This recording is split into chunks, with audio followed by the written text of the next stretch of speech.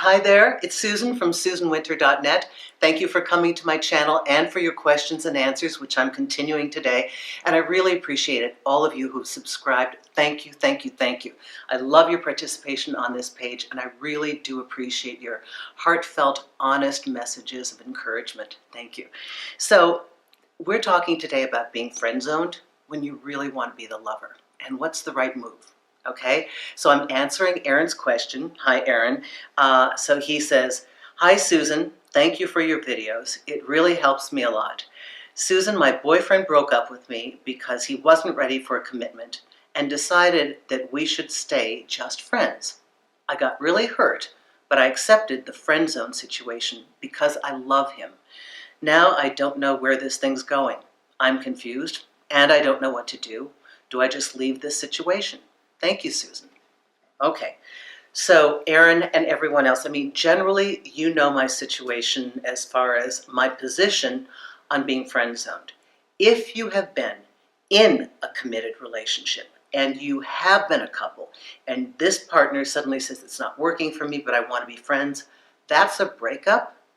And I think you should retract your energy altogether to have them miss you and for you to regroup and think twice about this person who's hurt you, who is so whimsical.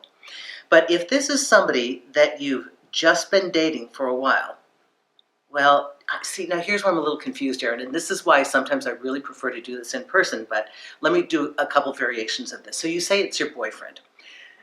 If you guys were fairly new to the relationship, and you're using the boyfriend word with a little bit of a liberal context in that you've been sleeping together and it wasn't really decided that you were going to be a serious committed couple.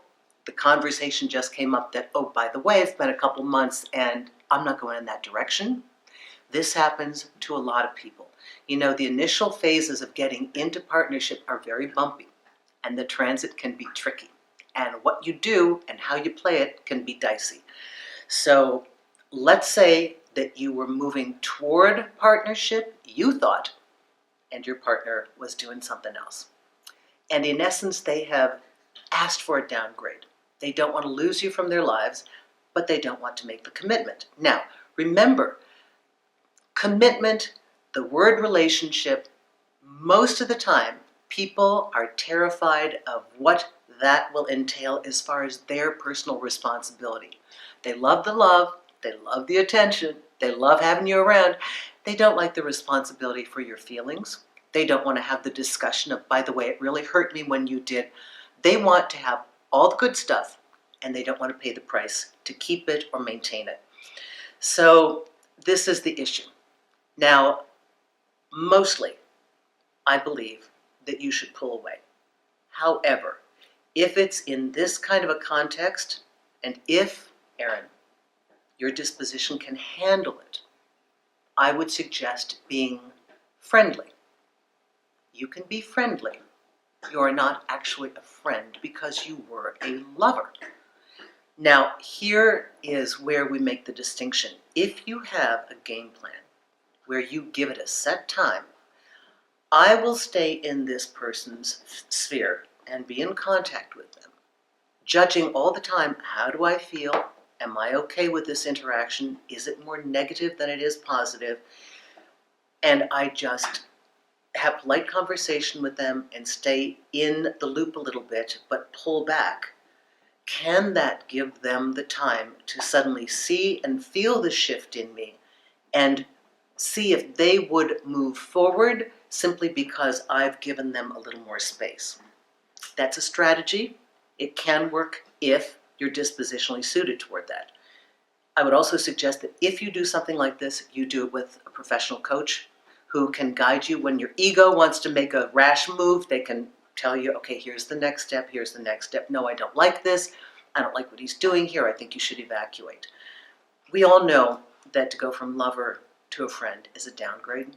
Nobody wants to be downgraded. We're all looking to be upgraded. So you also, at the same time, to remove some of the sting, I'd like you to think about what is it that is so important about this person who you evidently see all of their qualities that you want, and they're unwilling or unable to see all the wonderful stuff about you. Or they have so many of their own issues and they're blocked. They couldn't see it no matter who it was. So I would also at the same time reassess, is this person worthy of your time? Is this person worthy of you taking a step back, assessing the situation, being more objective, and giving it a month, 6 weeks, and really making a conclusion? You know what? I don't even want to be a friend. And if it hurts, end it. You can be friendly. You do not have to be a friend. I hope this helps you. Thank you so much, Susan Winter, for SusanWinter.net. Great, great message. You know, sometimes friend zone is the only category they give you. And it's, if you want to be a lover, it's not really the one you're looking for. I've seen people get stuck in this for ages, but they were not lovers first.